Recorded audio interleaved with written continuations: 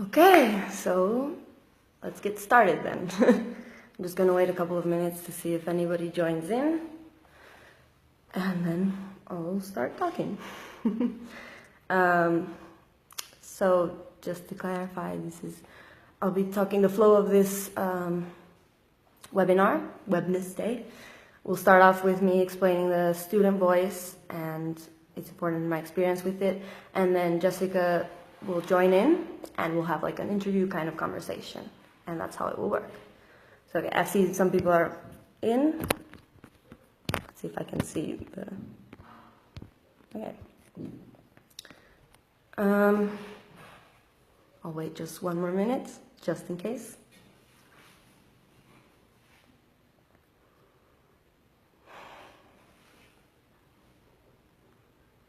And then I'm going to, just in case, invite Jessica already, so that we're all ready for this webinar. Jessica. I'm just gonna stop. Let me just wait.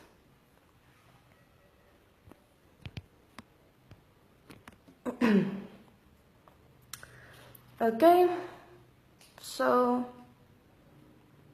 one more minute.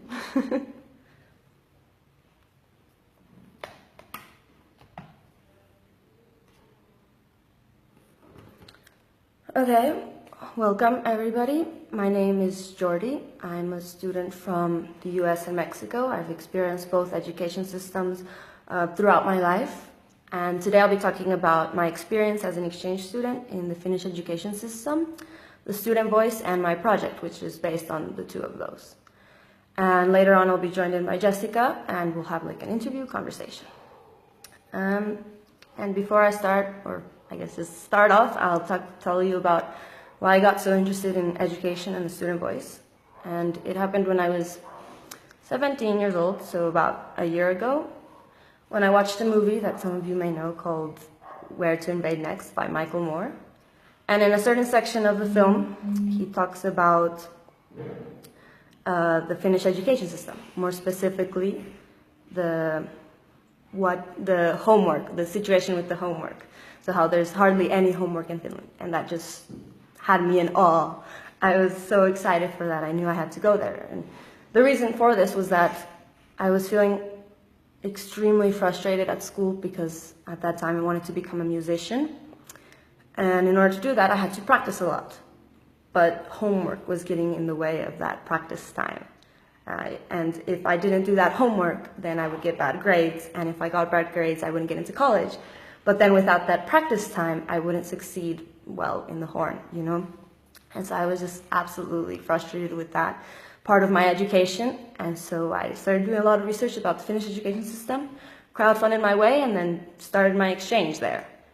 And my original idea was to get to Finland and make a film about the Finnish education system, like dissect what makes it succeed and like show what makes it work and how we can like start implementing it. And to do that exactly is what I was going to go home and show that film to both the US and Mexico schools so that we can start making that change through the Finnish education system.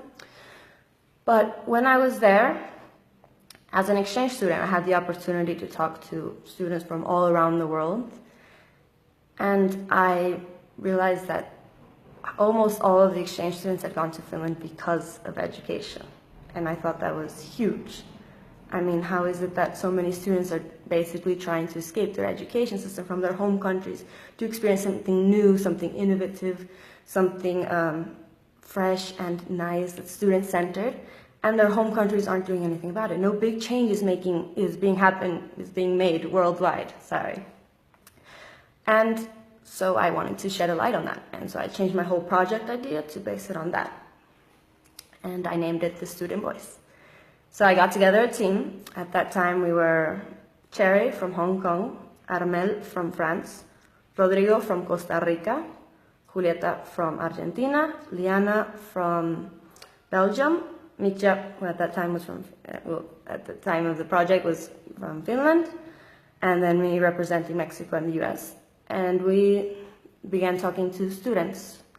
We talked about to about more than 100, not 100, sorry, 50 students, and about education, and interviewed about 20 of those.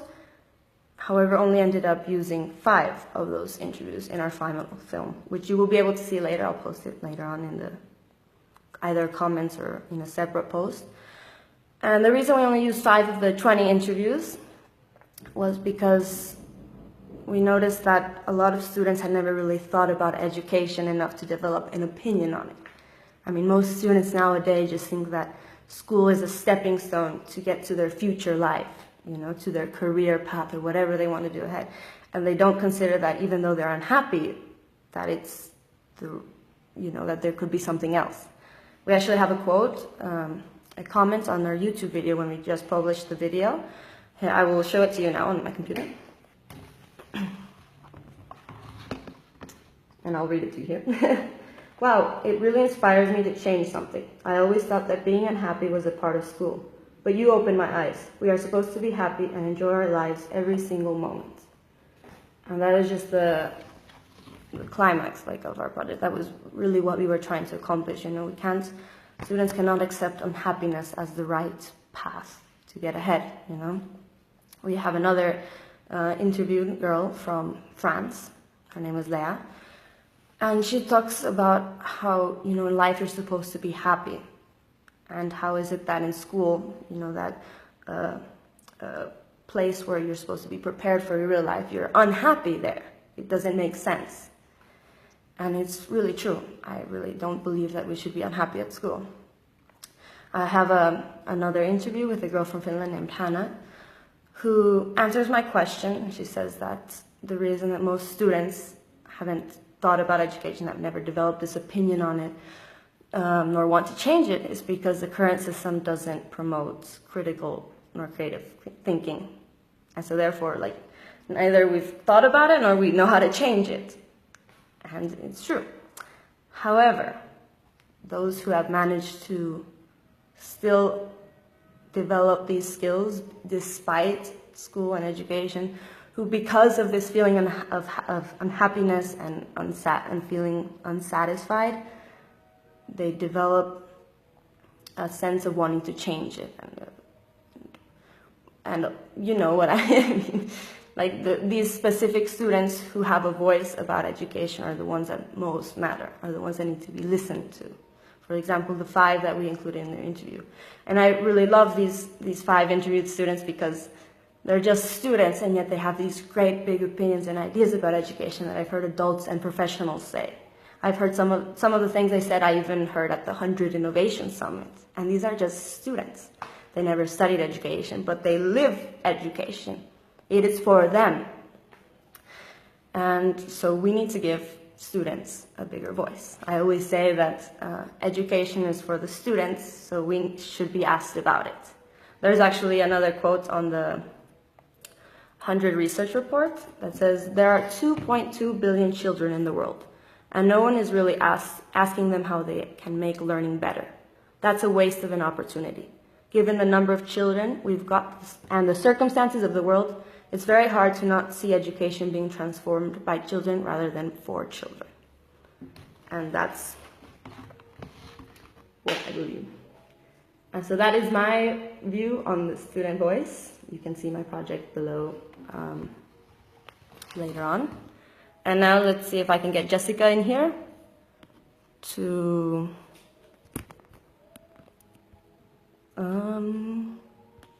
so we can have this interview.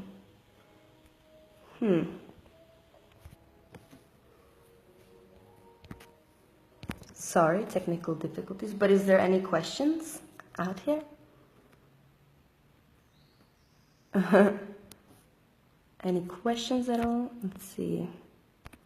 Jessica, if you're on, please send an invite to do the broadcast.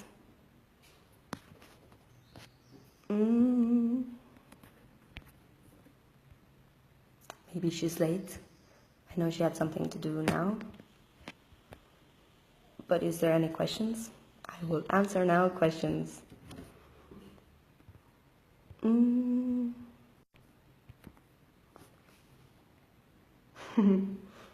Nice comments. Or maybe I'm too early. Was that my big mistake?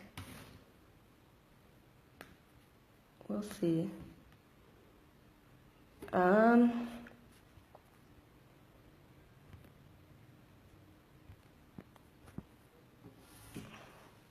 Any questions? I don't know who was watching from the beginning, but yes.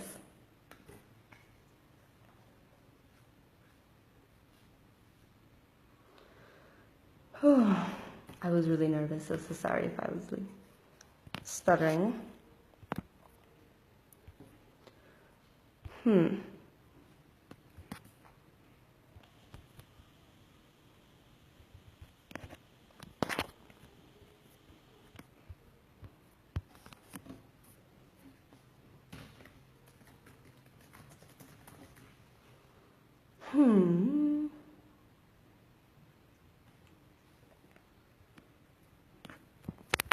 Oh, okay, that was my bad. Okay, well then I'll just think about something else to talk about. Well, I don't even know if Jessica is on here or not.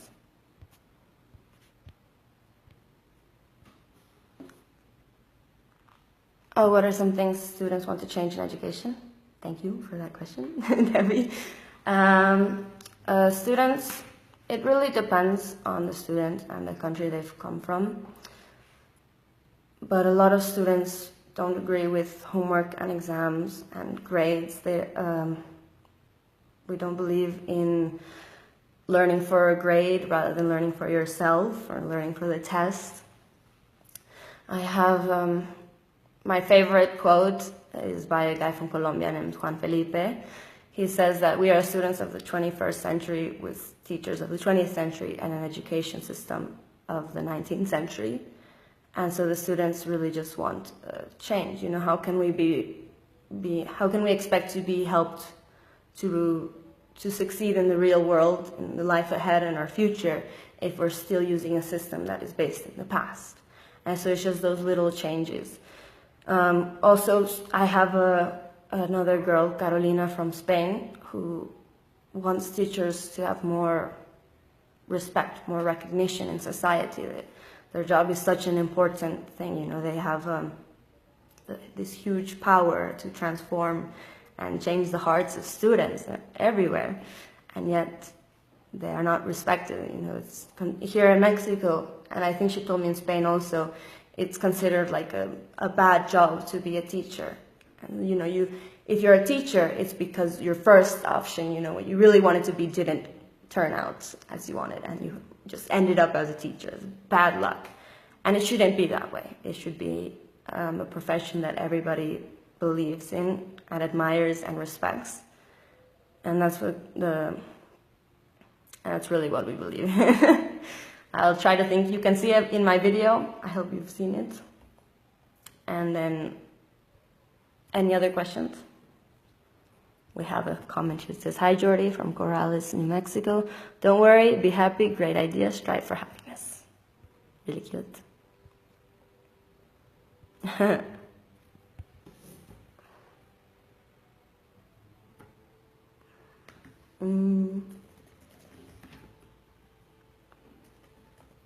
Good question. So I don't know if we should just end it here and then get back on with the interview with Jessica, or if we just wait. I'm very confused.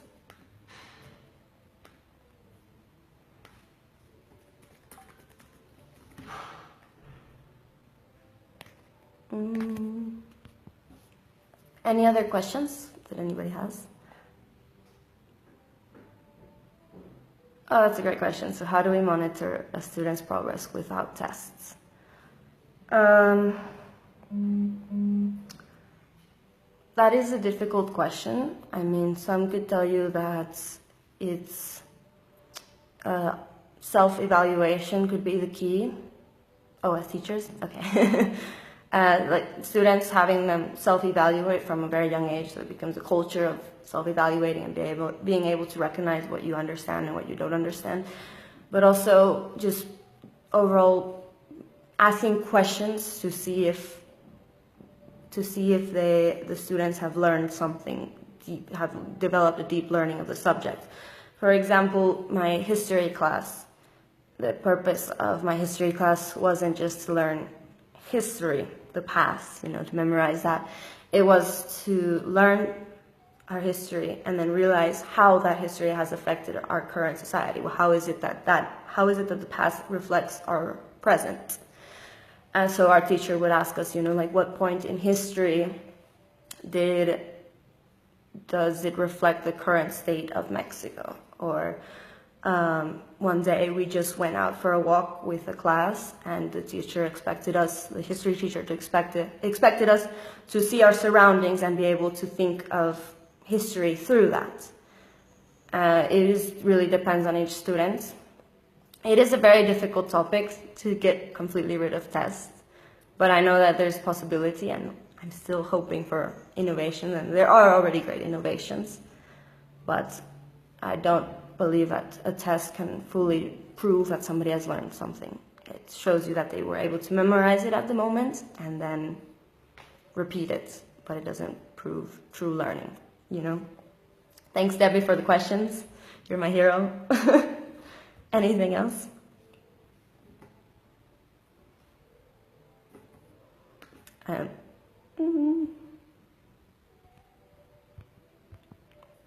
Monse, a question?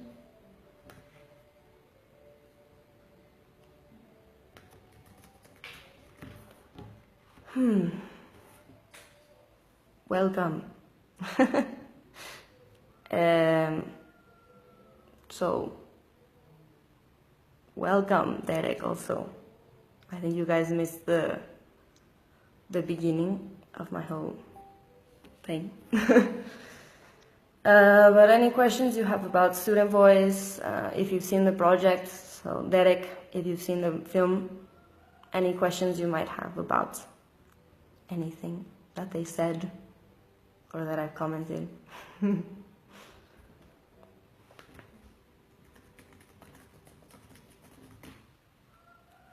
You guys can also say questions in Spanish, and I will understand them. Maybe I should have waited longer. I don't know. We'll see.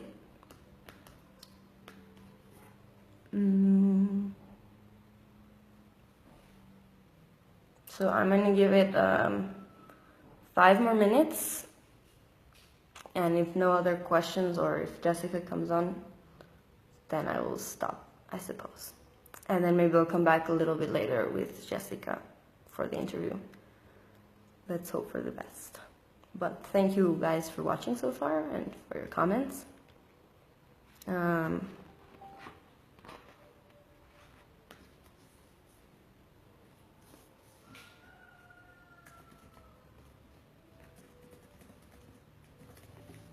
Okay, Jessica's almost here, I believe.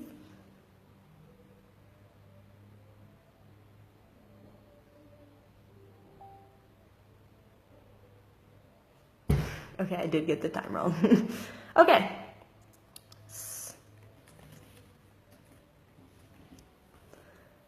So I'll be back then in 45 minutes.